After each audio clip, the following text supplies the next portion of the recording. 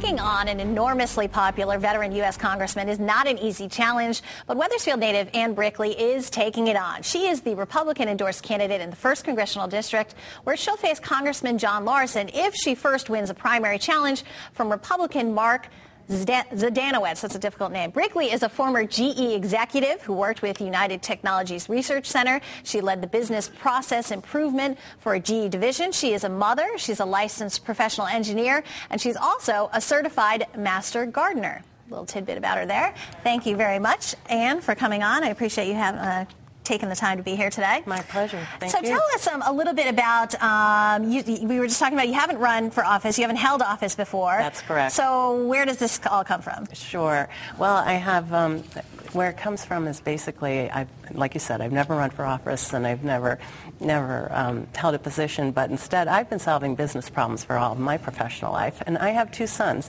My oldest son, David, graduated from BU 2 years ago, and he lives and works in Boston. Nice. And my younger son, Rob, is 23, and he'll be a senior at UConn in the fall. Very nice. He'll be the captain of the soccer team, and he studied engineering. Excellent. And I, too, am a UConn Husky grad. I majored in engineering and have my degrees in engineering, too. I'm running for Congress because, as a mother, I'm very concerned about the direction that the country is taking.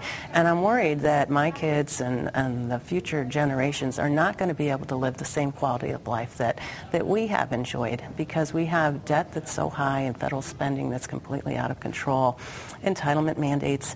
And the thing that bothers me the most is really the dysfunctional process, the political process in Washington, and it's really not representing the views of the voters. So I decided that I believe I have the skills to help solve these problems, and I really want to make a difference.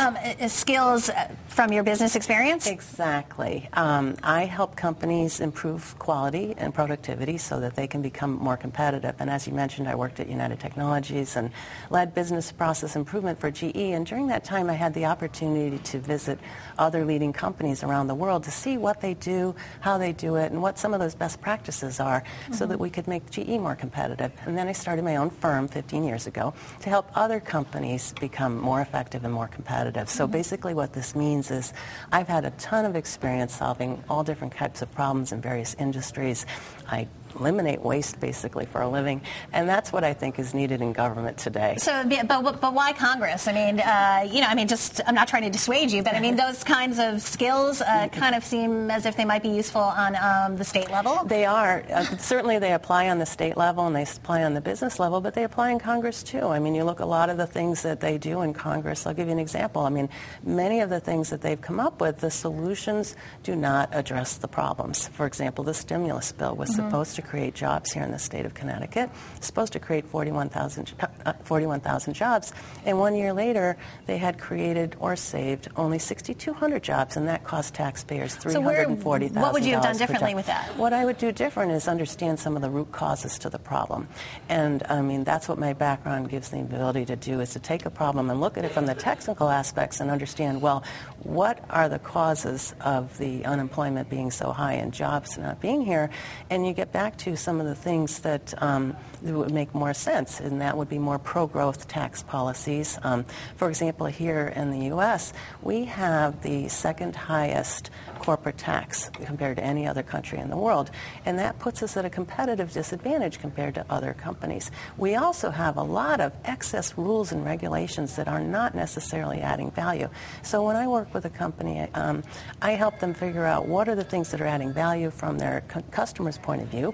So in this case, what's adding value from a business point of view, from the government's point of view, which of these rules and regulations are really working for us, and which are just adding to the cost of doing business. So let's turn to a topic where the government is trying to work now with corporate America and trying to clean up this oil spill. How do you think that they're working with BP? Do you think BP is doing enough? Do you think they should do more? And what role should Congress have in that? Well, once again, I think we have a situation similar to the financial industry where the regulatory industries were not necessarily doing doing the function that they're supposed to be doing in terms of minimizing risk. So we have a situation, we see it time and time again, where it's kind of like the fox watching the hen house, where they're not necessarily taking the role of making sure these companies are minimizing their risk. So some of the things that need to happen is it's not necessarily adding more regulation, it's making sure that the procedures are minimizing risk. And if you look at BP's track record, I mean, it's easy to have hindsight, but they had numerous violations over the course of many years. So it's a question of pursuing those and having organizations that have the teeth to make a difference. If you could, we only have about 1 minute left. What was it? Where do you think that Congressman Larson dropped the ball the most? Well, certainly the health care bill is a big disappointment to many of us, because I think it was intended to improve the quality of health care and lower costs for all Americans, and this bill is going to do anything but.